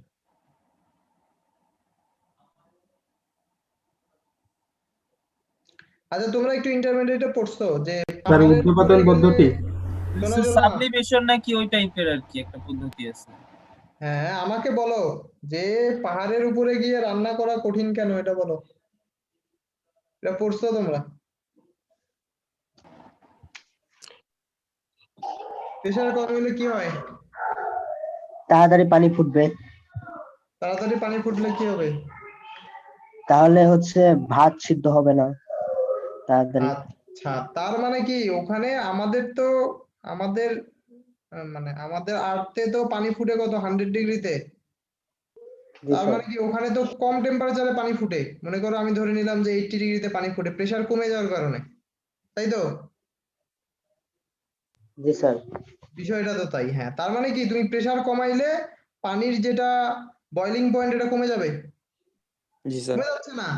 তো আমি ফ্রিজ ড্রাইং এ তাই করবো, প্রেসারটা আমি এত বেশি কমাই দিব যে সেটা আর আসলে তরল হওয়ার সুযোগ পাবে না, সে সরাসরি ভেপার হয়ে যাবে,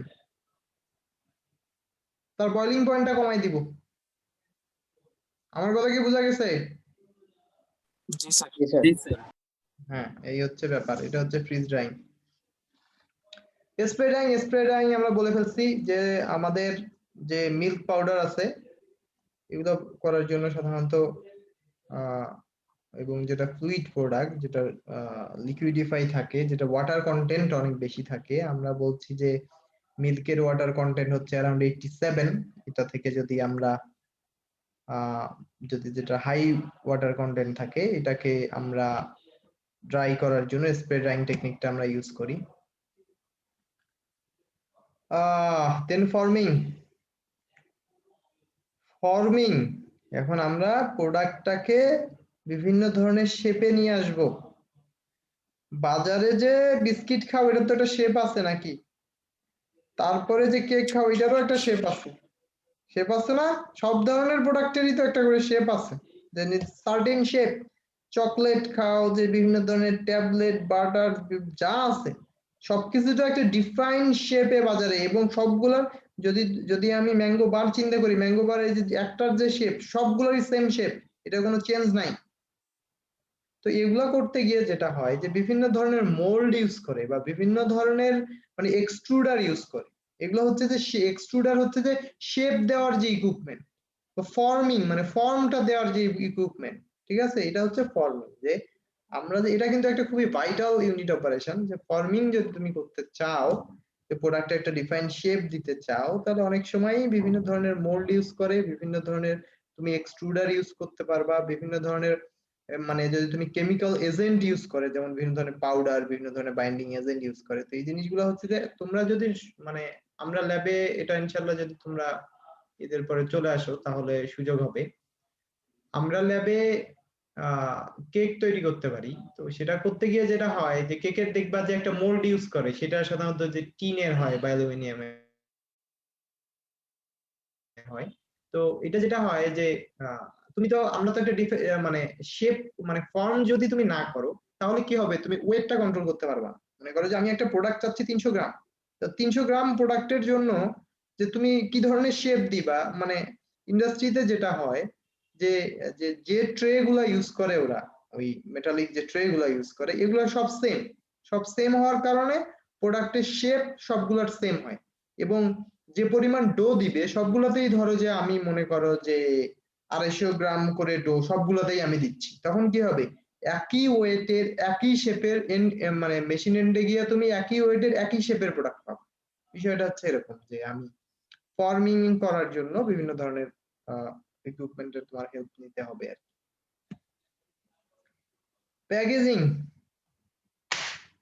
প্যাকেজিং হচ্ছে খুবই ইম্পর্টেন্ট একটা অপারেশন। তো প্যাকেজিং করতে গিয়ে কি কি লাগবে, প্যাকেজিং মেশিন লাগবে, দেন প্যাকেজিং ম্যাটেরিয়ালস লাগবে। তো এখানে যে বিষয়টা হবে যে আমাদের তোমরা বাজারে যেটা দেখবা যে আমাদের ফ্রুট জুসের জন্য যে প্যাকেট আর আমার যে বিস্কিটের জন্য প্যাকেট, সেটা তো একরকম না, সেটা ডিফারেন্ট এবং সেটার সাইজ ডিফারেন্ট। মনে করো যে বিস্কিটের প্যাকেট তো 2 টাকার বিস্কিটের প্যাকেটও আছে, তাই না? এটা করার উদ্দেশ্য কি, যে আমরা যারা মনে করো যে তুমি একটু টিফিন করতে চাও বা তুমি একটু হালকা কিছু খেতে চাও, তখন হচ্ছে যে তুমি এটা নিয়ে বা বা বা তুমি বিস্কিটের যদি প্যাকেট দেখো যে ফ্যামিলি প্যাক আছে, সিঙ্গেল প্যাকও আছে, মানে তুমি যদি নিয়ে বাসায় যেতে চাও সেই ধরনের প্যাকেটও তোমার জন্য করে দেয়া আছে। তার মানে কি, ম্যানুফ্যাকচারার যারা তারা তোমার কথা চিন্তা করে করছে যে সে আসলে তার কি কি দরকার, তার জন্য কোনটা কনভেনিয়েন্ট, ঠিক আছে, সবকিছু চিন্তা করে করা। তো প্যাকেজিং এর বিষয়টা হচ্ছে বিভিন্ন ধরনের প্যাকেজিং ম্যাটেরিয়ালস কি কি আছে, গ্লাস আছে, পলিইথিলিন আছে, আর কি পাওয়া যায়, প্লাস্টিক বটল আছে। সবকিছুই বাজারে দেখবা যে ভিন্ন ভিন্ন প্রোডাক্টের জন্য ভিন্ন ভিন্ন প্যাকেজিং ম্যাটেরিয়ালস। কারণ কোন প্রোডাক্ট আছে যে তুমি তাকে সানলাইটে আসা যাবে না, কোন প্রোডাক্ট আছে যে তাকে বাইরে এনভায়রনমেন্ট থেকে একেবারেই সেপারেটেড আমরা রাখবো, কিছু কিছু প্রোডাক্ট আছে দেখবা ফ্রিজিং কন্ডিশনে রাখছে, কিছু কিছু প্রোডাক্ট আছে দেখবা নরমাল অবস্থায় রাখছে, ঠিক আছে? এবং তুমি প্যাকেজিং ম্যাটেরিয়ালস কিরকম দিচ্ছ তার উপর ডিপেন্ড করবে যে তোমার প্রোডাক্ট বাজারে কতদিন থাকবে, মানে তার কোয়ালিটি কতদিন ঠিক থাকবে, ঠিক আছে? এবং প্যাকেজের গায়ে দেখবা বিভিন্ন ধরনের ইনফরমেশন থাকে, এগুলো লেবেলিং বলে যে আসলে। আর প্যাকেজের কর্নারে যে দেখবা যে একটা সিলিং থাকে, মানে ওই হাই হিটে একটা সিলার মেশিন আমাদের এখানেও আছে, সিলিং করা হয় কিভাবে এটা তোমরা দেখতে পারবা, ঠিক আছে। দেন এখানে আমরা এই প্যাকেজিংটা কিভাবে করব, প্যাকেজিং মেশিন এখন ভিন্ন ভিন্ন প্রোডাক্টের জন্য প্যাকেজিং মেশিনটা ডিফারেন্ট, কারণ সাইজ ডিফারেন্ট হবে। তোমার জুস প্যাকের জন্য যে প্যাকেজিং মেশিন, তোমার ব্রেডের জন্য সেই প্যাকেজিং মেশিন হবে না, ডিফারেন্ট প্যাকেজিং মেশিন হবে। এখন তুমি প্যাকেজিং মেশিন কি ধরনের নিবা, তুমি ভার্টিক্যাল নিবা নাকি হরাইজন্টাল নিবা, বা তোমার কি ধরনের স্পিডের নিবা, ঠিক আছে, এগুলো হচ্ছে ডিফারেন্ট, জাস্ট প্যাকেজিং সম্বন্ধে একটু আইডিয়া নেওয়ার জন্য। দেন কন্ট্রোলিংটা হচ্ছে যে আমরা ফুড প্রসেসের সময় যে বিভিন্ন ধরনের মানে পাইপিং সিস্টেম, বিভিন্ন ধরনের তোমরা ভালভ ইউজ করবা, বিভিন্ন ধরনের থার্মোমিটার, স্কেল, এগুলা বিভিন্ন ধরনের বিষয় থাকবে। মনে করো কোনো কোনো জায়গায় থাকবে যে তুমি ফ্লুইড ফ্লোটা কন্ট্রোল করবা, কোনো কোনো বিষয় থাকবে যে তুমি ওয়েট কন্ট্রোল করবা, কোনো জায়গায় থাকবে যে আমি টেম্পারেচার কন্ট্রোল করব, তাহলে কি থাকবে, থার্মোমিটার থাকতে হবে। আমি হিউমিডিটিটা কন্ট্রোল করতে চাই, সেক্ষেত্রে কি করতে হবে, তোমাকে হিউমিডিটিটা দেখতে গেলে তোমাকে ওই dry bulb temperature, wait bulb temperature এগুলো বের করে দেখতে হবে। দেন তোমরা কি সাইকোমেট্রিক চার্ট পড়ছো? স্যার ল্যাবে হালকা করানো সাইকোমেট্রিক চার্ট পড়ো নাই? আলোচনা এই করছি। সেমিস্টারে ল্যাবে করানো চার পাওয়ার ছিল। আচ্ছা ঠিক আছে, তার মানে ধীরে ধীরে এগুলো সবই জানবা। যাই হোক, দেন এই যে জিনিসগুলো কন্ট্রোলিং এর যে বিষয়টা, সেটা আসলে আমরা কিভাবে করব, ঠিক আছে। এখন আহ, আমি বলছি যে এখন আসলে বেশিরভাগই সবাই অটোমেটেড চাচ্ছে, কারণ অটোমেটেড হলে তুমি যত বেশি সিস্টেমে অটোমেশন রাখবা একুরেসিটা ভালো রাখা যায়, এবং সাথে তোমার ম্যান পাওয়ারের ইনভলভমেন্টটা কম থাকে। আমাদের ফুড প্রসেসে যেটা হয় যে যত ম্যান পাওয়ারের ইনভলভমেন্ট কম থাকবে, তোমার এই যে কোয়ালিটি মেনটেন বলো বা হাইজিন স্যানিটেশন মেনটেন যেটা, সেটা সেটা মেনটেন করাও সহজ হয়। কারণ মানুষের থেকেই দেখা যায় যে কোন প্রোডাক্ট হচ্ছে তোমার কন্টামিনেটেড হয়ে যাবে। কাজে এগুলা অনেক বিষয় থাকে, এই কারণে মানে সিস্টেম যত অটোমেটিক হবে তত ইজি আর কি, বিষয়গুলো একটু মেনটেন করা ইজি। আমরা এখানে যে বিষয়টা নিয়ে আসছি যে এনার্জি কনজার্ভিং, আমাদের যে মানে ঝামেলাটা হয় যে আমাদের প্রোডাক্টের যে বিষয়টা, যে সব প্রোডাক্টেই তো তোমার এনার্জি কনজাম্পশন হয়। মনে করো যে তুমি যদি এই যে আমরা যেটা জুস বললাম, এটা পাস্তুরাইজেশন করতে গেলে তোমার বয়লার লাগবে, বয়লারের ইনভেস্টমেন্টটা কিন্তু অনেক বেশি। সেখানে তোমার, সেখানে যদি তুমি গ্যাস দিয়ে চালাও বা সেখানে যদি তুমি ইলেকট্রিসিটি দিয়ে চালাও, সেগুলোতে হচ্ছে কনজাম্পশন অনেক মানে মানে কি বলবো, এটাকে কস্টিং অনেক বেশি হবে। তো কস্টিং এর কথা চিন্তা করে যেটা হয় যে তুমি যে কোনো প্রোডাক্টকে তুমি হিটেড করবা, যে যে মিডিয়ামটা দিয়ে তুমি হিটেড করবা, এটাকে তুমি সরাসরি এনভায়রনমেন্টে ডিসকার্ড করে না দিয়ে সেই হিটটাকে তুমি অন্য কাজে ইউজ করে দেন তুমি সেটাকে এনভায়রনমেন্টে দিয়ে দিলা, ঠিক আছে। এটা হচ্ছে যে তুমি এনার্জিটাকে কতটুকু এফিসিয়েন্টলি ইউজ করতে পারো। অথবা আমাদের ফুড ইন্ডাস্ট্রিয়াল সেক্টরে যেটা হয় যে যে অনেক সময় অনেক ধরনের ওয়েস্ট ম্যাটেরিয়াল আসে, তো সেটা থেকে তুমি আসলে কোনোভাবে এনার্জি প্রডিউস করতে পারো কিনা, ঠিক আছে। এনার্জি প্রডিউস করলে কি হবে, যে ওয়েস্ট যে ম্যাটেরিয়াল সেটা তোমার ইউটিলাইজেশন হয়ে গেল, সাথে তোমার ওয়েস্ট ম্যাটেরিয়াল দিয়ে তোমার এনভায়রনমেন্ট পলিউশন হবে না, ঠিক আছে। তো এই বিষয়গুলো হচ্ছে যে আমাদের জন্য মানে একটু চ্যালেঞ্জিং, এবং এটা যদি আমরা করতে পারি তো সেটা আমাদের জন্য অবশ্যই বেনিফিশিয়াল এবং আমাদের এনভায়রনমেন্টের জন্য বেনিফিশিয়াল। তো এই জিনিসটা দেখতে গিয়ে যে বিষয়টা এখানে আসছে যে আমরা যে মিল্ক পাস্তুরাইজেশনের কথাটা বলছিলাম, আমরা তোমাদেরকে পাস্তুরাইজেশন বলছি যে পাস্তুরাইজেশন জিনিসটা হচ্ছে আমি একটা লিকুইড প্রোডাক্টের বা আমি যদি মিল্ক প্রোডাক্টের কথা চিন্তা করি, যে এটাকে বিলো 100 ডিগ্রিতে হিট করে এটার যে প্যাথোজেনিক ব্যাকটেরিয়া এটাকে ডিস্ট্রাকশন করব। এবং তোমরা বাজারে দেখবা যে পাস্তুরাইজড মিল্ক আছে এবং ইউএসটি মিল্ক আছে, ঠিক আছে।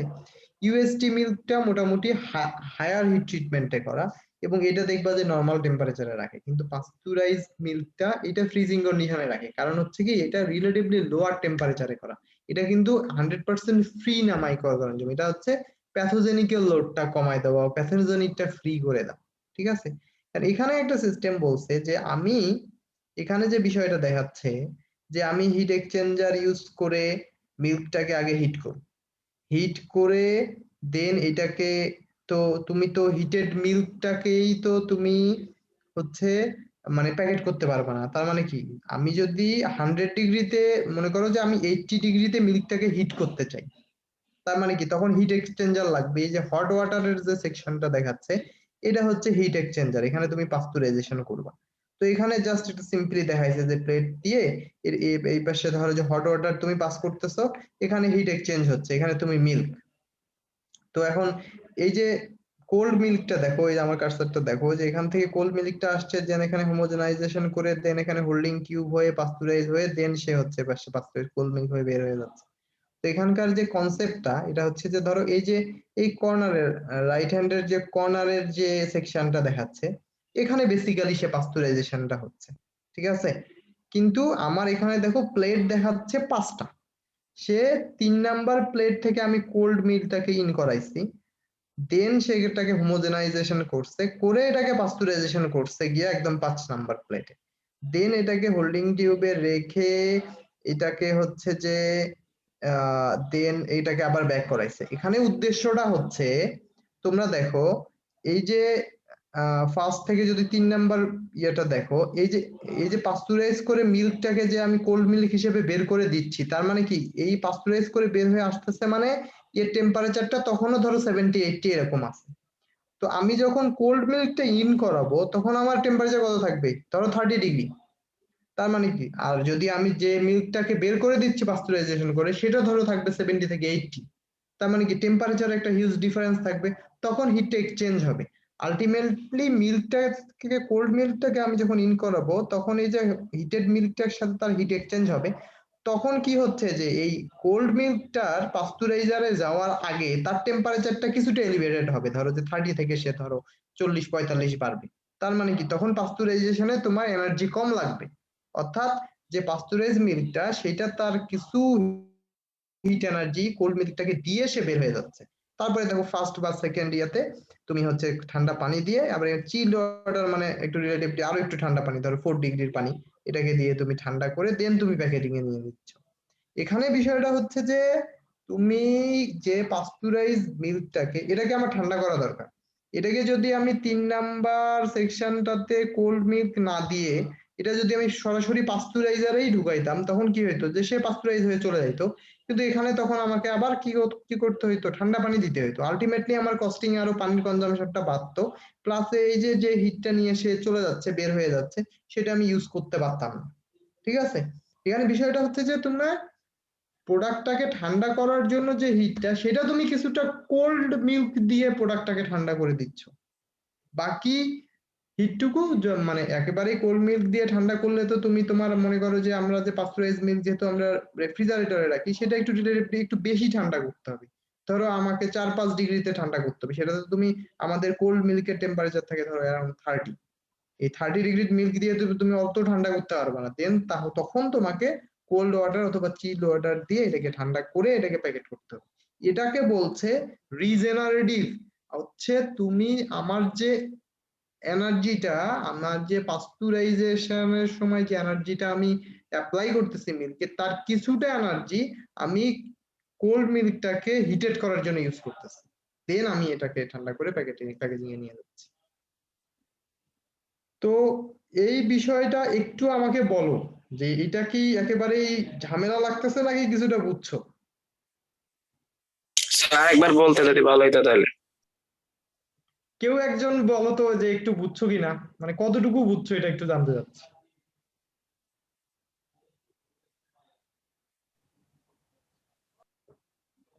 সেইটা বুঝি নাই স্যার। আচ্ছা শোনো, এখানে দেখো আমি ফার্স্ট থেকে আমরা এই যে যে হিট এক্সচেঞ্জার বললাম, যে এটা তোমরা কিন্তু একটু সিম্পলি চিন্তা করো, আবার চিন্তা করো না যে কোন দিক থেকে কোন পাশে এখানে মিল্ক যাবে কোন পাশে পানি যাবে, এটা কিন্তু একটা সিম্পল ইলাস্ট্রেশন, মানে এটা ইনস্ট্রুমেন্ট সরাসরি না দেখলে এই কনফিগারেশন গুলো তোমরা বুঝতে পারবা না, ঠিক আছে। এটা জাস্ট আমি একটা প্লেট দেখাইছি, ধরো এই যে এটা 1 নাম্বার প্লেট, এখানে আমি ঠান্ডা পানি দিচ্ছি, এই যে উপরে হচ্ছে গরম মিল্কটাকে ঠান্ডা করার জন্য, এটার টেম্পারেচার মিল্ক যেটা কোল্ড মিল্ক যেটা পাস্তুরাইজ কোল্ড মিল্ক যেটা দেখাচ্ছে এটা মনে করো রিলেটিভলি গরম, আর এই চিল্ড ওয়াটার যেটা সেটা ঠান্ডা পানি। মানে এটা চিল্ড ওয়াটারের টেম্পারেচার যদি হয় 3 ডিগ্রি আর এটার যদি হয় 10 ডিগ্রি, তখন কি হিট এক্সচেঞ্জ হবে, তাই তো? না, আমরা চাচ্ছি যে এই পাস্তুরাইজ কোল্ড মিল্ক যেটা, এটা মনে করো যে 4 ডিগ্রি টেম্পারেচার হয়ে সে এখান থেকে বের হয়ে যাবে, হিট এক্সচেঞ্জার থেকে বের হয়ে যাবে, ঠিক আছে? এজন্য আমি চিল্ড ওয়াটার দিয়ে হিট এক্সচেঞ্জ করাইছি। এই কথাটুকু বুঝছো কিনা এটা বলো। জি স্যার। আচ্ছা, জি স্যার। হিট এক্সচেঞ্জটা তো তুমি বুঝছো। এখন দেখো, এই যে 3 নাম্বার যে মানে প্লেটটা আছে, 3 নাম্বার যে পোর্শনটা, এই যে কোল্ড মিল্ক যেখানে ঢুকছে, কোল্ড মিল্ক ঢুকছে মানে কি, এটা হচ্ছে আমাদের র মিল্ক, মানে যে মিল্কটা ধরো আমার নর্মাল টেম্পারেচার ধরো 30 ডিগ্রি সেলসিয়াসের মিল্ক, এটা আমি এখান থেকে ঢুকাইছি 3 নাম্বার প্লেট, দেন 4 নাম্বার প্লেট হয়ে সে এই যে আমার এই 5 নাম্বার প্লেটটা দেখো, 1 নাম্বার প্লেটে আমি বলছি যে এটাকে ঠান্ডা করছি ঠান্ডা পানি দিয়ে, আর 5 নাম্বার প্লেটের কাজটা হচ্ছে যে এটাকে পাস্তুরাইজেশন করছি। এই যে আমি এই যে 30 ডিগ্রির কোল্ড মিল্কটা যেখান দিয়ে ঢুকাইছি, ঢুকাই এখানে 5 নাম্বার প্লেটে নিয়ে এসে এই যে হট ওয়াটার, মনে করো যে আমার ডিজায়ার হচ্ছে যে আমি পাস্তুরাইজেশনের ডিজায়ার টেম্পারেচার ধরো 70 ডিগ্রি, তো এখানে আমি হট ওয়াটার টেম্পারেচারটা একটু বেশি রাখবো, ধরো যে আমি 75 রাখতেছি, আর এখানে আমার যে কোল্ড মিল্ক এটা ধরো 30। আমার এই যে হোল্ডিং টিউবটা দেওয়ার উদ্দেশ্য হচ্ছে যে মিল্কটাকে তো একটা টাইম দিতে হবে, হিট এক্সচেঞ্জের তো একটা টাইম দিতে হবে, যে টাইমে সে তার টেম্পারেচারটা অ্যারাউন্ড 70 ডিগ্রি বা 72-তে আসবে, ঠিক আছে? তো এখানে এই চেম্বারটা, এই 5 নাম্বার যে চেম্বারটা, এটা হচ্ছে পাস্তুরাইজেশন চেম্বার। এখানে আমি মিল্কের টেম্পারেচারটা অ্যারাউন্ড 70 ডিগ্রিতে নিয়ে আসবো। 70 ডিগ্রিতে নিয়ে আসার জন্য পানির যে টেম্পারেচার, আমি ধরে নিলাম যে এই টেম্পারেচারটা 30 থেকে 70-তে নিয়ে আসার জন্য আমার গরম পানির টেম্পারেচারটা ধরো যে 85 ডিগ্রি আমাকে রাখতে হবে, আমি ধরে নিচ্ছি যে 85 ডিগ্রি আমাকে রাখতে হবে, রেখে আমি এই টেম্পারেচারটা 70 ডিগ্রি নিয়ে আসলাম। এই হোল্ডিং টিউবের উদ্দেশ্য হচ্ছে যে আমরা বলছি যে পাস্তুরাইজেশনটা তোমার কিছু সময় রাখতে হয়, ধরো যে আমি 5 মিনিট রাখবো, তো এই হোল্ডিং টিউবের মানে এই ফ্লুইড ফ্লো এবং হোল্ডিং টিউবের এরিয়াটা এতটুকু রাখতে হবে যে এটা যাতে হোল্ডিং টিউবে ঢুকে এটা আবার এই ইউনিটে আসতে এই সময়টুকুতেই যাতে 5 মিনিট হয়ে যায়, তখন কি, তখন সে সেম টেম্পারেচারে 5 মিনিট থাকবে। কারণ কি, এখানে কোনো ধরনের হিট এক্সচেঞ্জের কোনো সুযোগ নাই, কারণ আমরা এখানে কোনো ধরনের মিডিয়াম কিছু ইউজ করতেছি না। হোল্ডিং টিউব থেকে সে বের হয়ে দেন আবার সে দেখো এই যে 4 নাম্বার ইয়েটা এখানে সে চলে আসতেছে। তো এখানে যে বিষয়টা হবে, এটা তো গরম মিল্ক, এটা ধরো আমরা বলছি 70 ডিগ্রির মিল্ক, তো এটা ধরো যদি 70 ডিগ্রি মিল্ক হয়, এই নিচের যে মিল্কটা এটা তো 30 ডিগ্রির মিল্ক, কারণ আমি এখানে যে এই যে র মিল্কটা ঢুকাইছি এটার টেম্পারেচার তো 1 নাম্বার মানে 3 নাম্বার 4 নাম্বার দুইটা প্লেটেই তো 30 ডিগ্রি থাকবে, দেন পাস্তুরাইজারে গিয়ে তার টেম্পারেচারটা বাড়বে। তাহলে এখানে যদি 30 ডিগ্রির মিল্ক হয় আর এটা যদি আমার পাস্তুরাইজ মিল্কটা যদি হয় 70 ডিগ্রি, তার মানে কি এখানে একটা হিট এক্সচেঞ্জ হবে। এটুকু বুঝছো কিনা এটা বলো। জি স্যার। আর মানে কি, আমি পাস্তুরাইজ মিল্কটা দিয়াই আমার যে র মিল্কটা এটা কিছুটা হিটেড করে নিচ্ছি। কনসেপ্টটা এটুকুই যে আমার যে প্রসেস প্রোডাক্টটা এটাকে তো আলটিমেটলি আমার ঠান্ডা করতেই হবে, এটা আমি সরাসরি ঠান্ডা পানি দিয়ে ঠান্ডা না করে আমার যে র মিল্ক এটা দিয়েই কিছুটা ঠান্ডা করে নিচ্ছি। এটা আমার দুইটা বেনিফিট, একটা হচ্ছে যে পাস্তুরাইজ মিল্কটা যে হিট নিয়ে যাচ্ছে সেটার কিছুটা আমি এখানে ইউটিলাইজ করলাম, আর 2 নাম্বার হচ্ছে যে এই পাস্তুরাইজ মিল্কটাকে যদি তুমি র মিল্ক দিয়ে কিছুটা ঠান্ডা না করো, তার মানে কি পুরো টেম্পারেচারটা কমাইতেই তোমাকে ঠান্ডা পানি ইউজ করতে হইতো, এখানে তোমার পানির কনজাম্পশন আরো বেশি হইতো। দুইটা বেনিফিট তোমার হয়ে গেল এখানে, মানে হিটটা তোমার তুমি রিজেনারেশন করলা আর কি। এটাকে বুঝছো? এইটুকুই যে বিষয়টা এটুকুই। হ্যাঁ, ঠিক আছে, আজকের মতো এটুকুই। তোমাদের বিকালে একটা ল্যাব ক্লাস নিব, কয়টা বাজে নিব বলো? স্যার এই চ্যাপ্টার থেকে কেমন কোশ্চেন হইতে পারে? কোশ্চেন ইউনিট অপারেশন গুলা একটু দেখবা যে ইউনিট অপারেশন গুলা কি কি, ঠিক আছে? দু একটা ইউনিট অপারেশন বলা থাকতে পারে যে এগুলো আসলে তুমি বলতে কি বুঝো, কিভাবে কাজ করে, এরকম আর কি।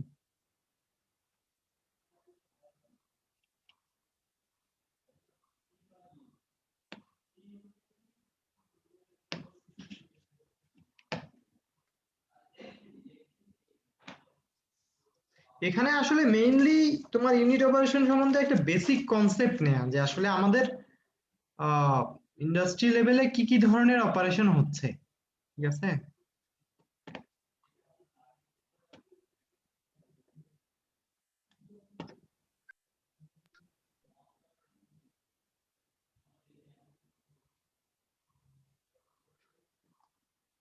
তোমাদের ক্লাসগুলা কি সবগুলা হচ্ছে?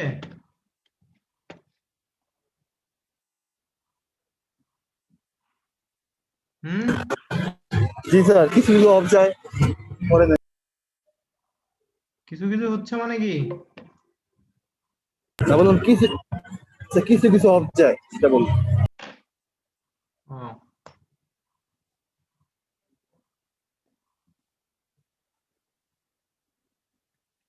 আচ্ছা তোমরা একটু রেসপন্ড করো, roll call. ID 1, yes sir 2, yes sir 3, yes sir 4, Yes, sir. 5, yes sir 6, yes sir 6, 6, yes sir 7, 7 তো নাই, 8, Yes, sir. 9, Yes, sir. 10, Yes, sir. 11,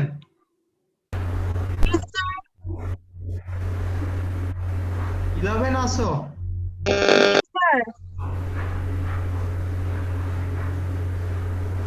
আচ্ছা,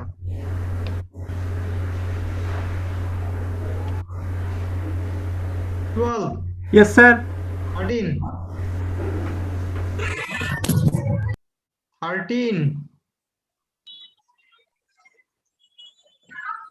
13 নাই,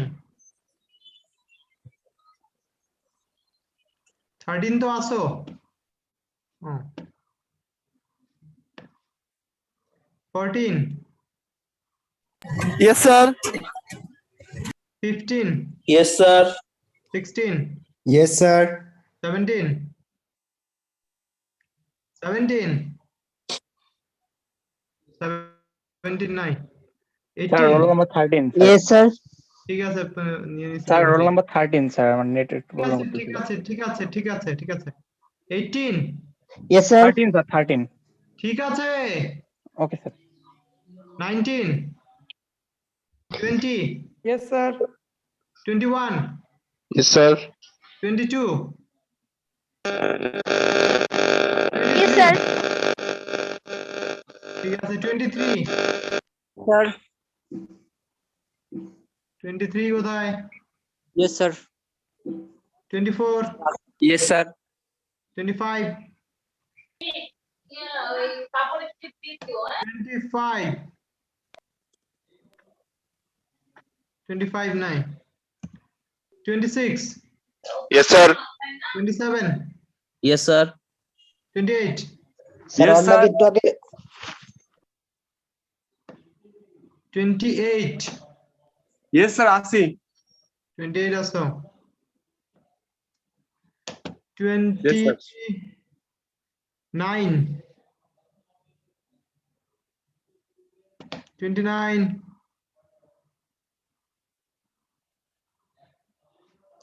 29 9, 30,